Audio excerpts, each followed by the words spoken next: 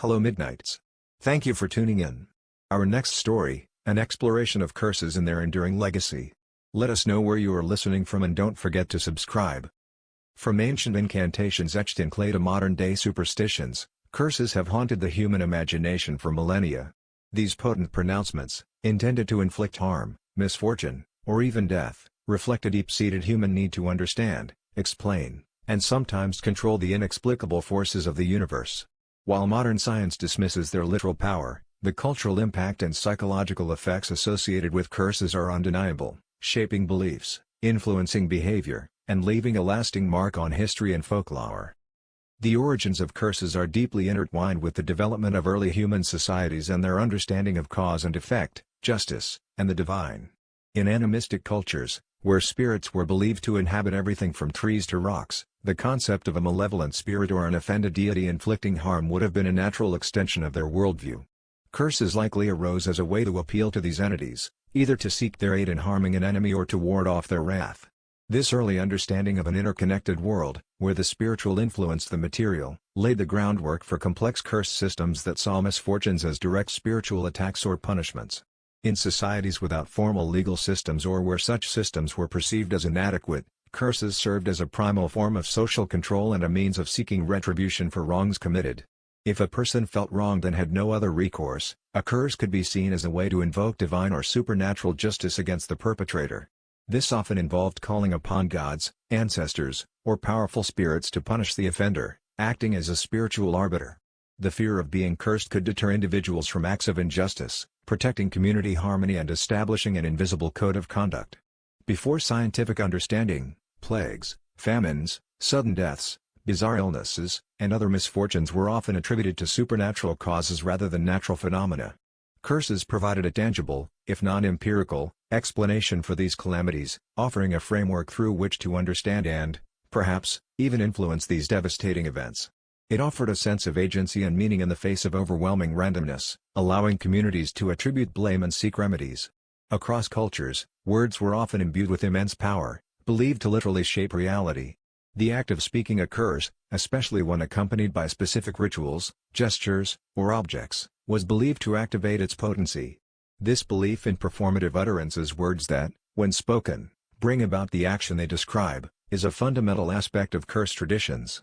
From sacred oaths and solemn vows to magical incantations, the spoken word was seen as having a binding, transformative force, and a curse was its malevolent counterpart, a direct manifestation of injurious intent. Early evidence of curses can be found in ancient Mesopotamia, where execration texts were inscribed on clay tablets or figurines, often of enemies, and then ritually destroyed to bring about their downfall. Ancient Egypt had similar execration rituals targeting rebels or foreign adversaries. The Roman depictions, curse tablets, typically lead or pewter sheets inscribed with curses and nailed to walls or buried in graves, sought to bind or harm rivals in love, business, or sports.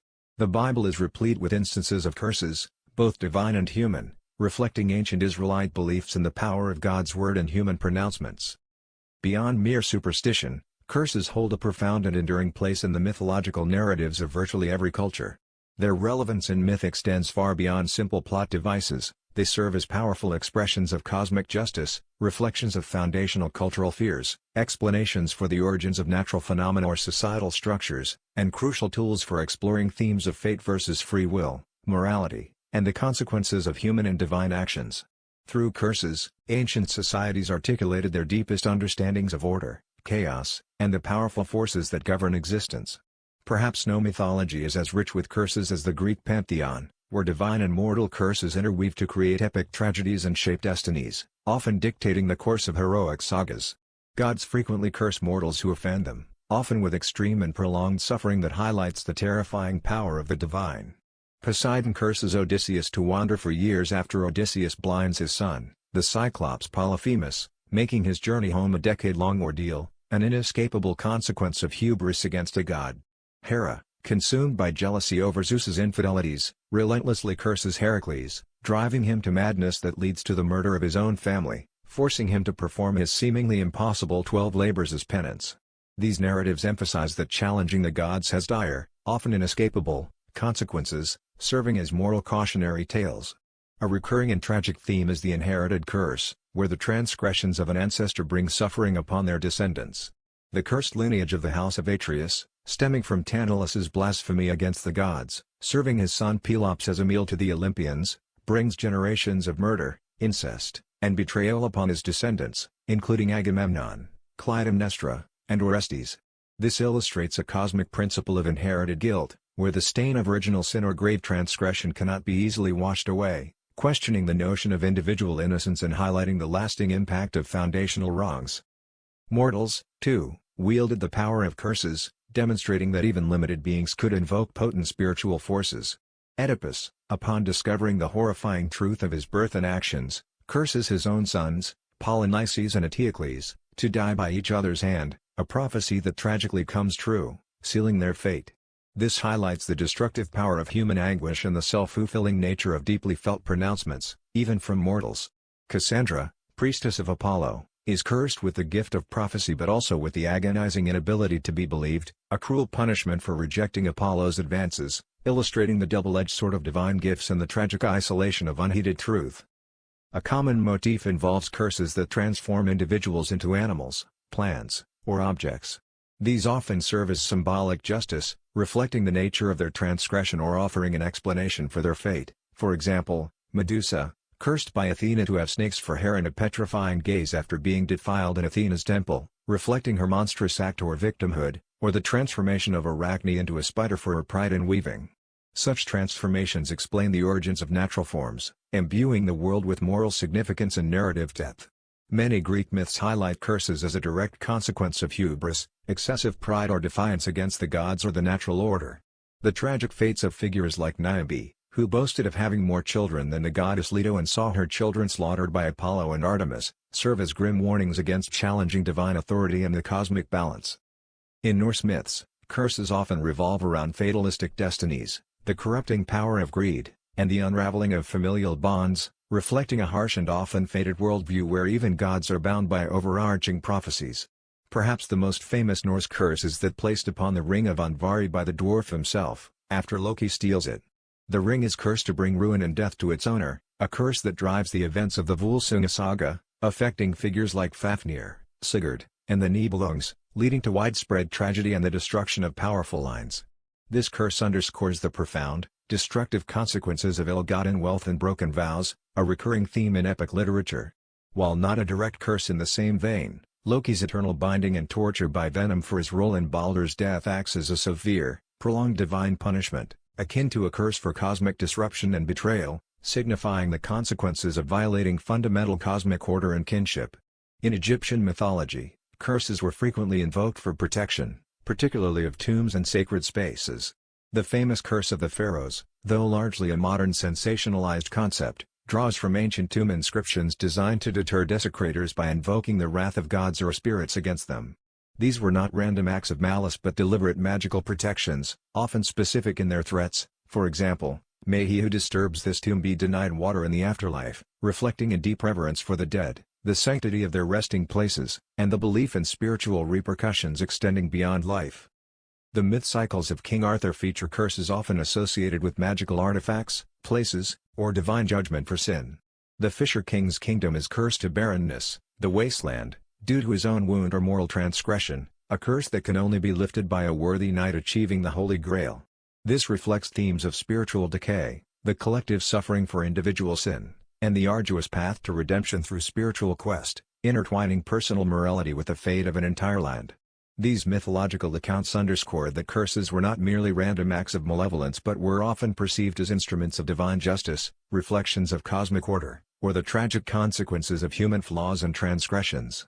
They served as powerful moral tales, reinforcing societal norms and the reverence for divine powers, shaping ancient peoples' understanding of fate, responsibility, and the interconnectedness of their world, often providing answers to inexplicable misfortunes or the origins of profound suffering. The concept of curses manifests uniquely within various religious traditions and national cultures, often intertwining with specific doctrines, historical events, and local folklore. In Abrahamic religions, Judaism, Christianity, Islam, curses are frequently presented as divine judgments for disobedience or sin. In the Old Testament, God curses the serpent and the ground after Adam and Eve's transgression, Genesis 3, leading to fundamental changes in humanity's relationship with nature and labor. Cain is cursed to be a restless wanderer of the earth after murdering Abel. Genesis 4, marked by God as a warning. The Mosaic Law outlines elaborate lists of blessings for obedience and curses for disobedience to God's commandments, often involving drought, famine, disease, military defeat, and exile. Deuteronomy 28, directly linking piety to prosperity and national well-being. The curse on the city of Jericho, that its rebuilder would lay its foundation at the cost of his firstborn and set up its gates at the cost of his youngest, Joshua 6:26, reflects a powerful, lasting divine imprecation against those who defy divine decree. While the New Testament emphasizes Christ's redemptive work as breaking the curse of the law, Galatians 3:13, some Christian traditions still speak of generational curses, where the negative consequences of ancestral sins are believed to affect descendants until broken through prayer, repentance, or specific spiritual intervention, linking personal struggles to historical family patterns. Prophets, acting on divine authority, sometimes pronounce curses. The prophet Elisha curses youths who mocked him, leading to them being mauled by bears, 2 Kings 2:24. King David famously curses Joab for his treachery, 2 Samuel 3:29, invoking divine retribution for violence. These instances highlight the formidable spiritual authority granted to certain individuals. In Islamic traditions, curses, lana, can be invoked by God upon disbelievers, hypocrites, or wrongdoers.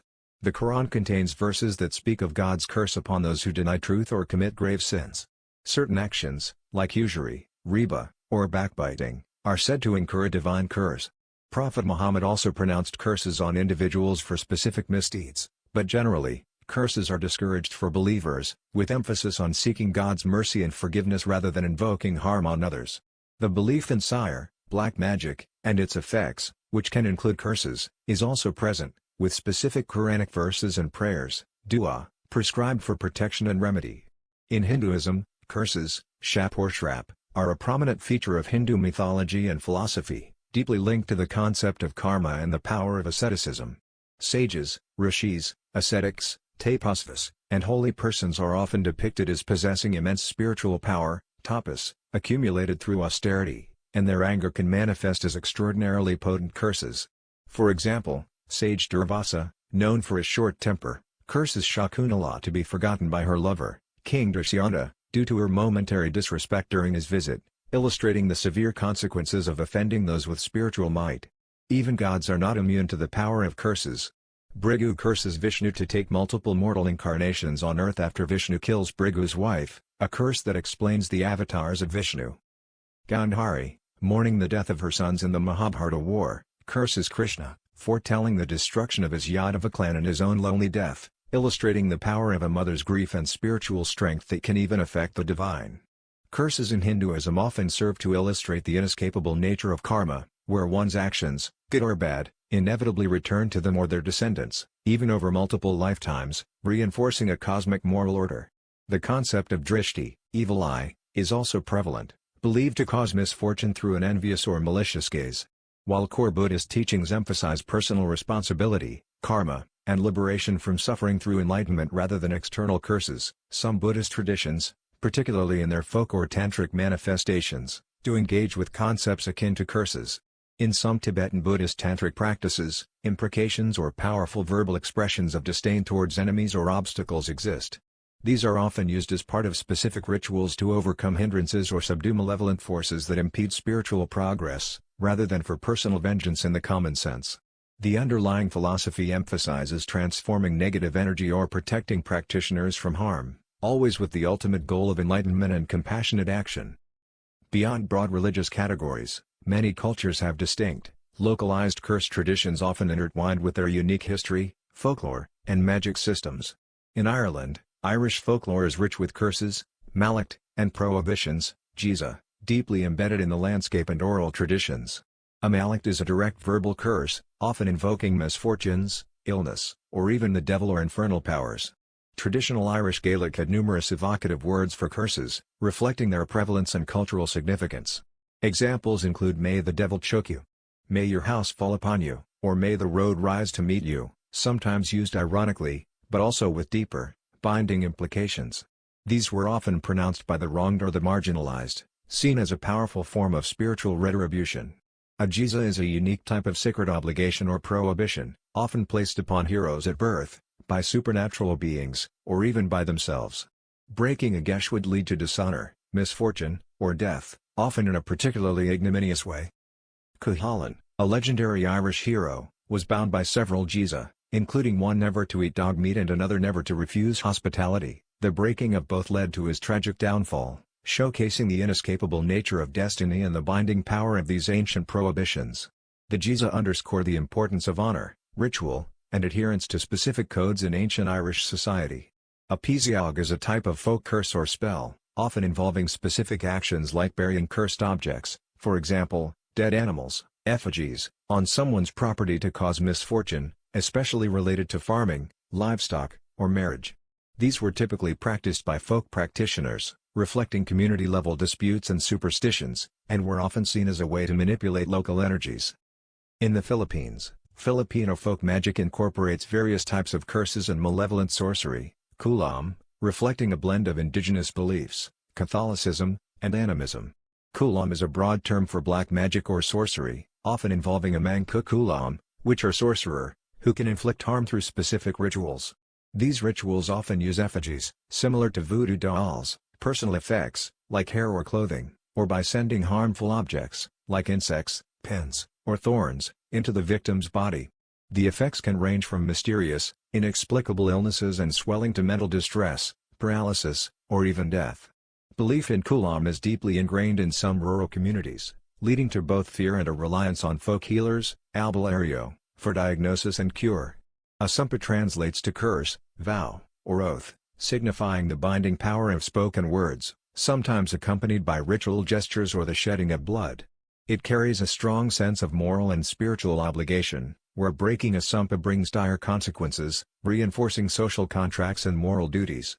While not direct curses, widespread beliefs in aswang/manananggal, shape-shifting, malevolent supernatural beings, vampires, ghouls, witches, can lead to a pervasive fear of spiritual attacks that feel like a curse, causing inexplicable illnesses or misfortune and contributing to a sense of a spiritually dangerous world.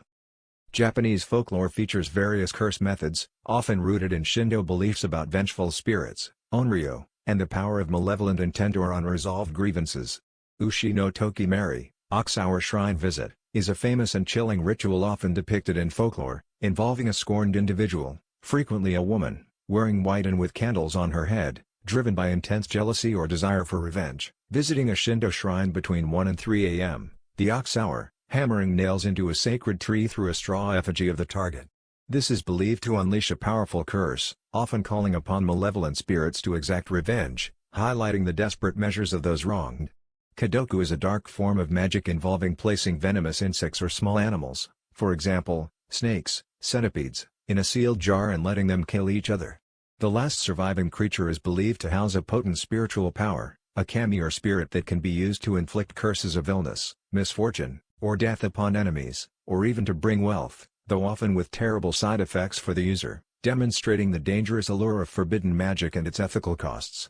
The spirits of those who died with powerful grievances or unresolved anger are believed to become onryō, capable of independently inflicting curses upon the living, often causing widespread calamity and physical harm. The vengeful spirit of Sadako from the Ring is a modern iteration of this ancient belief, demonstrating its enduring power in popular culture. In many African traditional religions and diaspora, Voodoo, Hoodoo, Santeria, curses are deeply intertwined with complex spiritual systems that often blend indigenous practices with elements of Christianity. In Haitian Voodoo and related traditions, like Louisiana Voodoo, curses or hexes are recognized as a potential outcome of invoking certain loa, spirits, or through the malevolent work of sorcerers, boker. While often sensationalized, these curses are believed to involve spiritual attack, causing illness, misfortune, or social isolation. Counter-rituals, protective charms, and offerings to benevolent loa are central to defense, emphasizing the dynamic interplay between good and evil spirits and the need for spiritual balance. In African American folk magic, hoodoo/rootwork, curses, often called jinxes, hexes, or tricks, are practical spells aimed at causing specific misfortunes like bad luck, legal trouble, relationship failure, or financial ruin. They often involve laying tricks, placing cursed objects in the victim's path or home, using powders, oils, or dolls imbued with intent. Crossing someone means to curse them. Protective measures involve uncrossing rituals, cleansing baths, and wearing protective charms, reflecting a resilient folk tradition of self-protection and spiritual agency. In Santeria, Lukumi, curses can be invoked through specific orisha, deities, or by malevolent practitioners. Like other African diaspora religions, the emphasis is often on spiritual balance and addressing problems through offerings and rituals to the orisha to restore harmony, rather than solely on direct cursing, highlighting a more holistic approach to spiritual well-being where balance is key. These religious and country-specific examples highlight the diverse ways in which the concept of curses has been integrated into belief systems, serving functions ranging from divine retribution and social control to personal vengeance and protection. While the specific rituals and attributed effects vary, the underlying human experiences of fear, injustice, and the desire for control remain universal. Beyond their mythological and religious origins, curses are deeply embedded in the cultural fabric of many societies, serving various functions and reflecting core beliefs and anxieties. In communities where formal legal systems are weak or absent, or where justice is perceived as unattainable, the fear of curses can act as a powerful deterrent against antisocial behavior. A person might refrain from stealing, breaking promises, or gossiping maliciously not just due to moral conviction, but out of fear of incurring a curse from the wronged party, their family, or the community's collective disapproval. This informal justice system helps maintain order, uphold social norms, and deter transgressions, protecting community harmony by appealing to a higher, unseen authority and fostering a sense of collective responsibility. For individuals lacking social standing, wealth, or physical power, a curse can be perceived as their only recourse for seeking justice or expressing profound anger against an oppressor. It offers a symbolic means of striking back when direct confrontation is impossible or dangerous.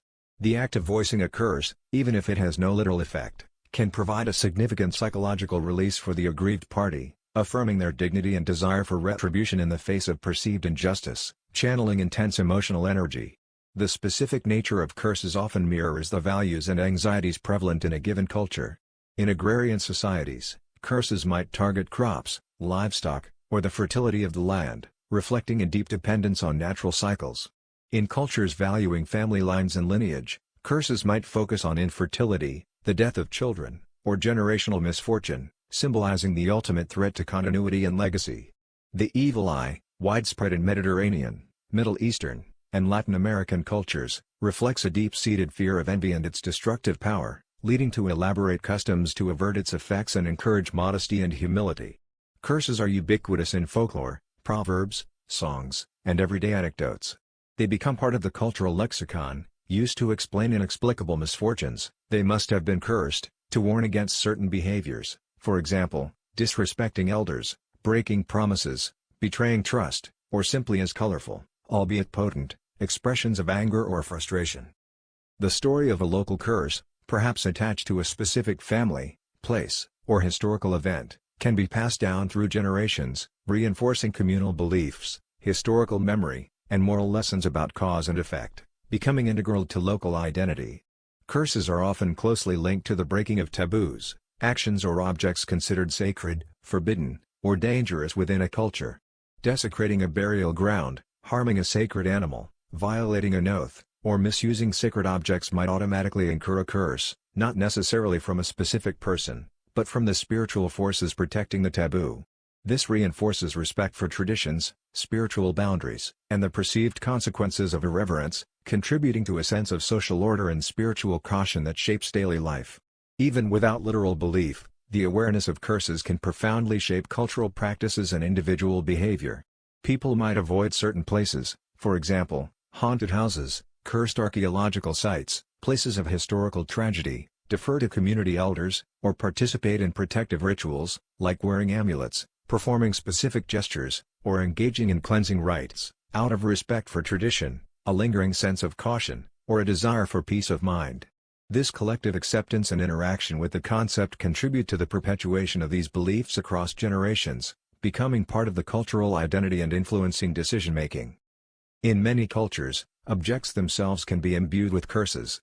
This can range from stolen artifacts, like the Hope Diamond, rumored to bring misfortune and tragedy to its owners through a curse placed upon it, to specific heirlooms, ancient relics, or items associated with tragic historical events, for example, The curse of the Great Serpent Mound in Ohio for those who disturb it. The belief in cursed objects adds another layer to cultural narratives, often serving as cautionary tales about greed, theft, or the lingering power of past wrongs and violated sacred spaces, instilling a sense of awe or dread towards certain items. These cultural dimensions demonstrate that curses are far more than just magical spells. They are complex social and psychological phenomena that reveal much about a society's values, fears, internal dynamics, and its ongoing attempt to impose order on a chaotic world. The perceived effects of curses are vast and varied, often mirroring the fears and anxieties of the cultures in which they originate. It's important to reiterate that these are purported effects, not scientifically verifiable outcomes.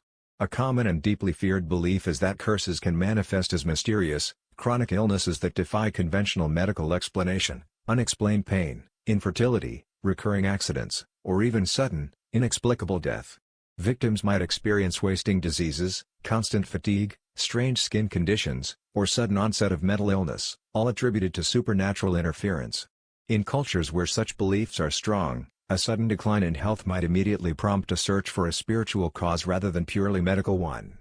Curses are frequently associated with a persistent and debilitating streak of bad luck that seems to follow the victim wherever they go.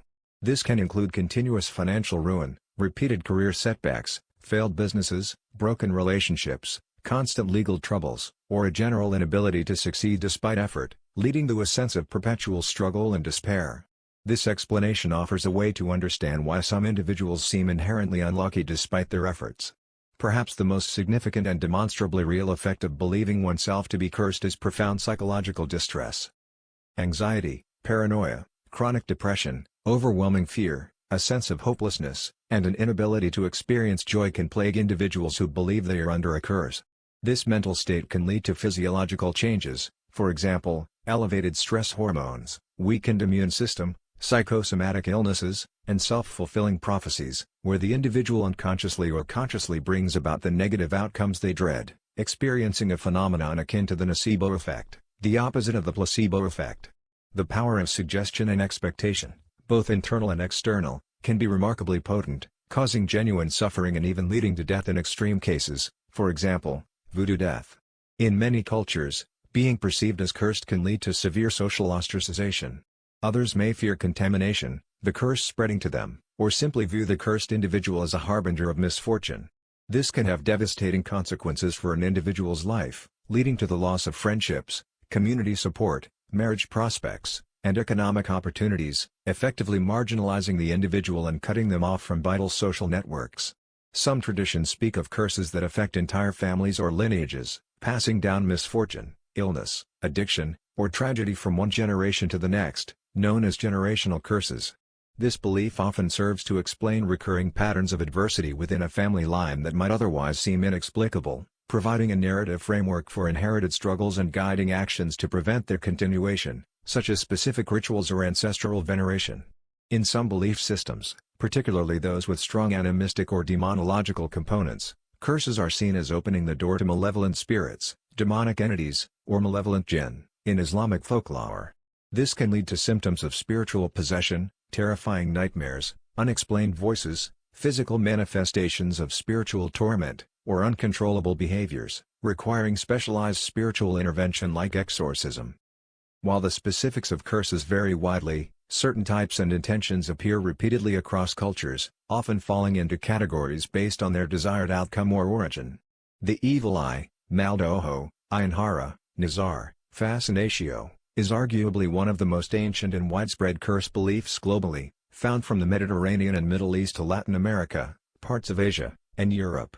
It involves the belief that an envious, malicious, or even simply admiring gaze can unconsciously or consciously inflict harm, misfortune, or illness upon an unwitting recipient, particularly children, the beautiful, or the prosperous.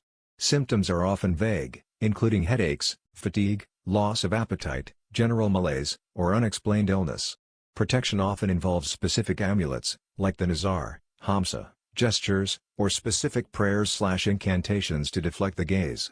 Ancestral/family curses are believed to originate from the wrongdoings of an ancestor, or from a curse placed upon an ancestor by a wronged party or deity, that then affects subsequent generations. They are often invoked to explain recurring patterns of misfortune, disease, mental illness, addiction, or negative personality traits within a family line, providing a framework for understanding intergenerational trauma or unresolved karmic debts.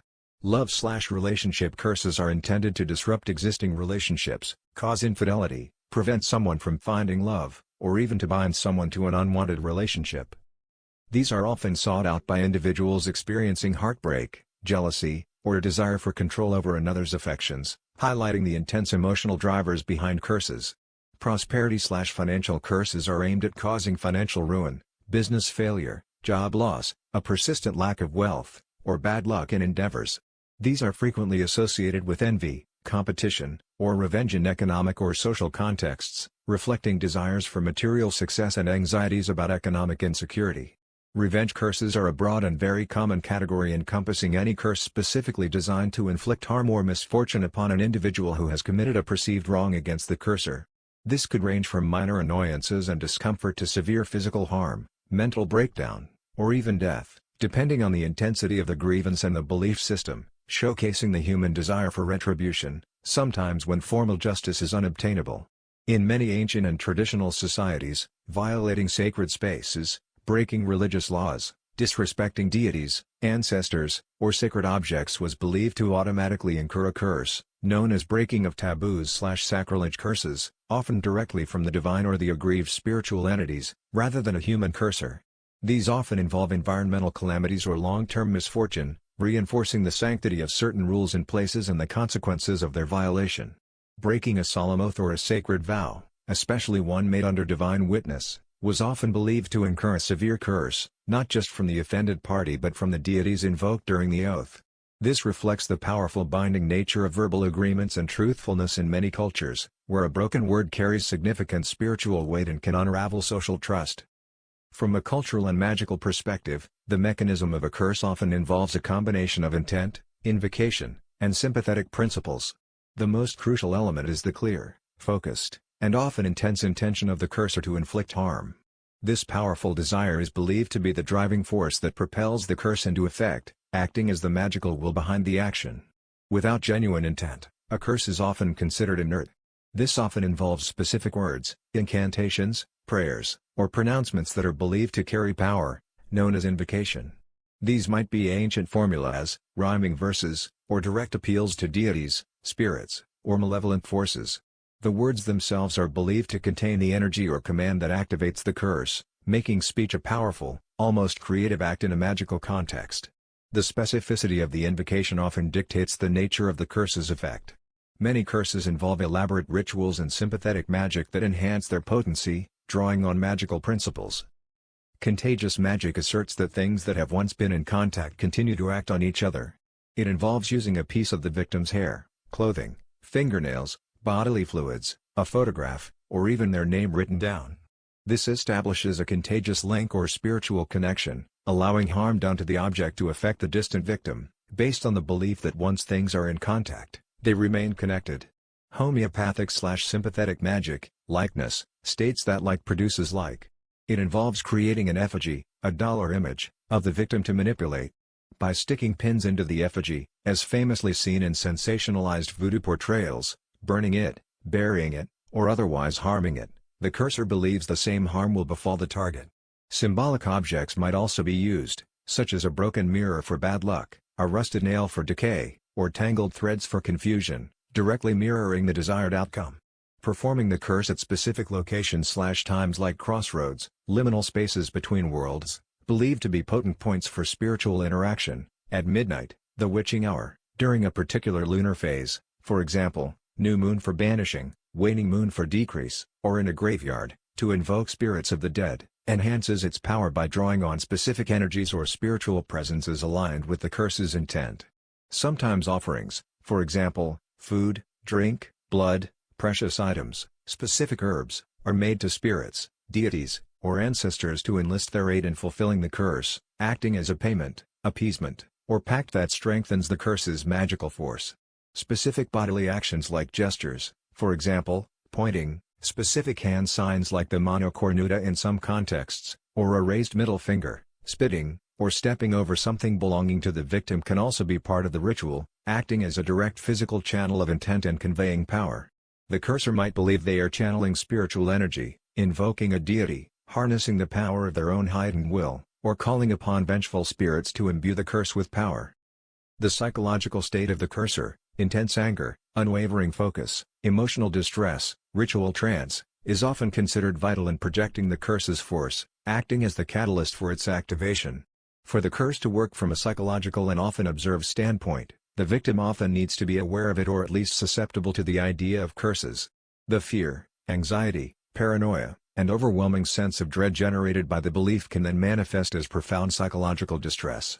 This mental state can lead to physiological changes, for example, elevated stress hormones, weakened immune system, psychosomatic illnesses, and self-fulfilling prophecies, where the individual unconsciously or consciously brings about the negative outcomes they dread, experiencing a phenomenon akin to the nocebo effect, the opposite of the placebo effect. The power of suggestion and expectation, both internal and external, can be remarkably potent, causing genuine suffering and even leading to death in extreme cases, for example, voodoo death. Just as there are methods for casting curses, various traditions offer ways to remove or protect against them.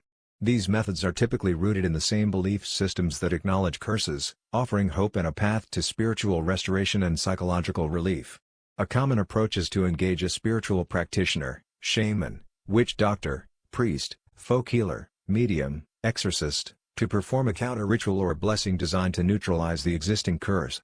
This often involves invoking benevolent forces or deities to counteract the malevolent ones, essentially fighting fire with fire, or replacing negative energy with positive, protective influences.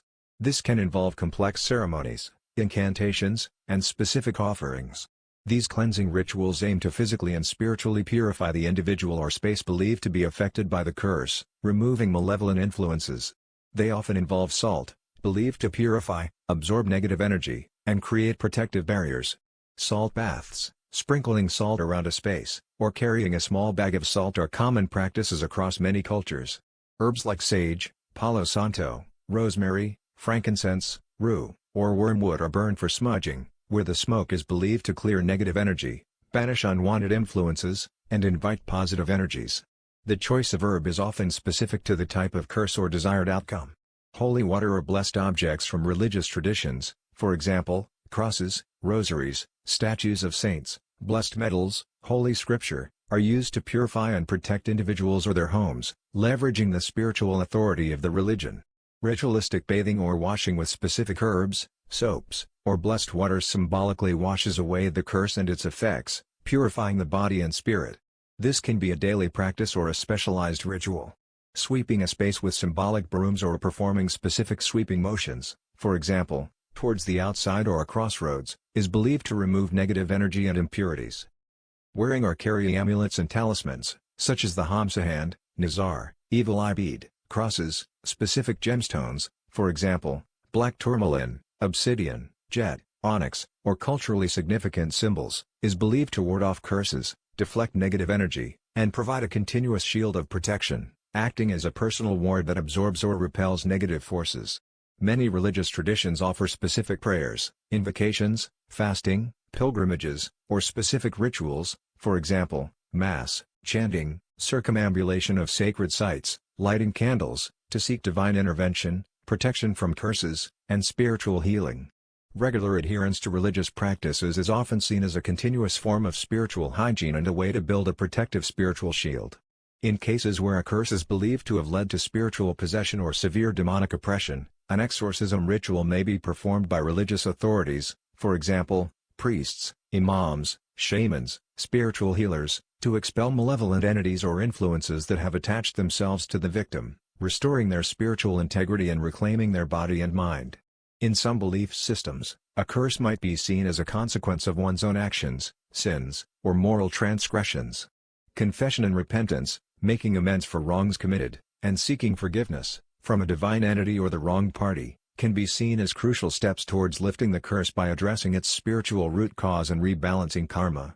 This approach emphasizes personal responsibility and moral cleansing. For individuals deeply affected by the belief in a curse, seeking professional psychological or psychiatric support is crucial. Therapy can help address the profound anxiety, paranoia, depression, and irrational fears associated with feeling cursed, providing coping mechanisms, reality testing, and reframing negative thought patterns. Understanding the nocebo effect, how negative expectations can lead to negative outcomes, can be particularly empowering in breaking the psychological hold of the curse and restoring a sense of agency and control over one's own life. In some modern or skeptical perspectives, simply ignoring the curse, refusing to believe in its power, not giving it energy or attention, and consciously focusing on positive outcomes is considered the most effective way to render it inert, effectively breaking the psychological link that allows the nocebo effect to take hold.